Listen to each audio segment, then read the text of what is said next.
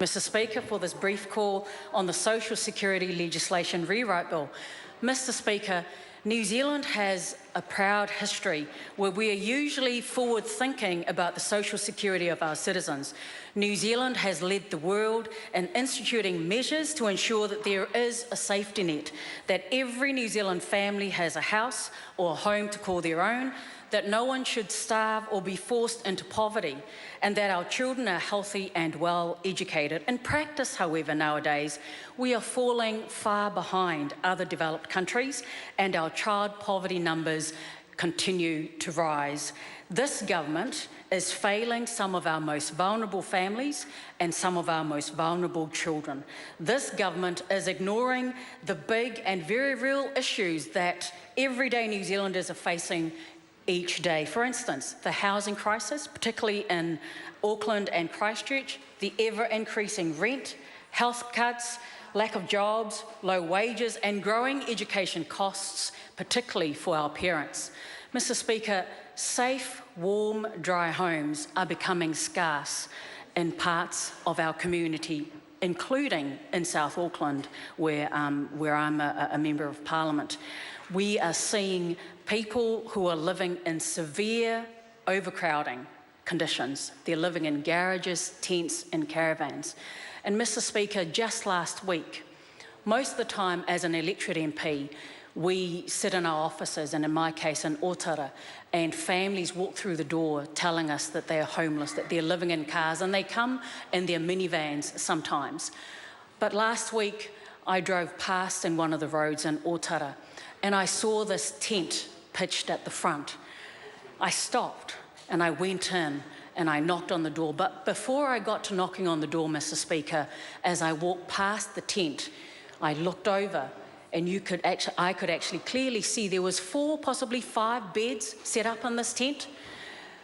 When I knocked on the door, the mother answered the door, and I said, you know, I'm the local MP, and I could see that you're living in an overcrowded kind of condition. Can you just tell me how many people live in this household of yours?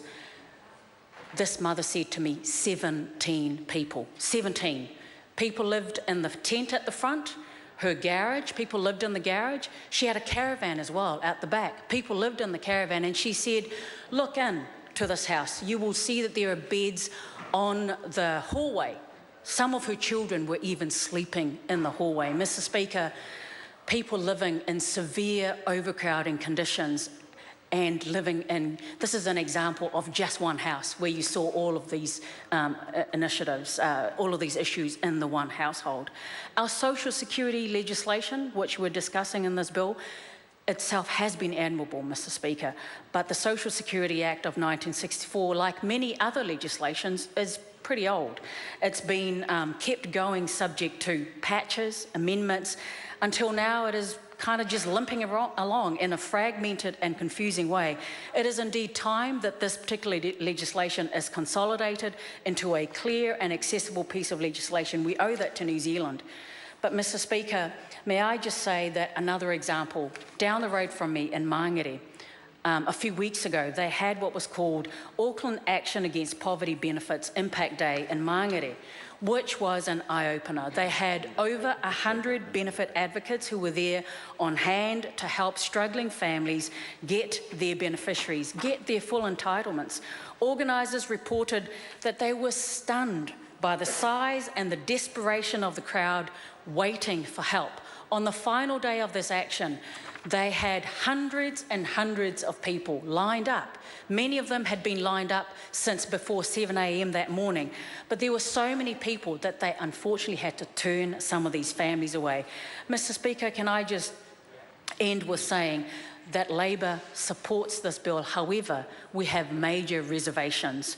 One of the things that we are reserved about is we can see that the principles need to be altered. However, when we're looking at a bill like this one, where many families are actually looking at it ultimately, they rely on this kind of help for the necessities of life. As legislators, we must approach changing this kind of bill with a lot of caution. Thank you very much, Mr Speaker. Dr. Pamshi Pama.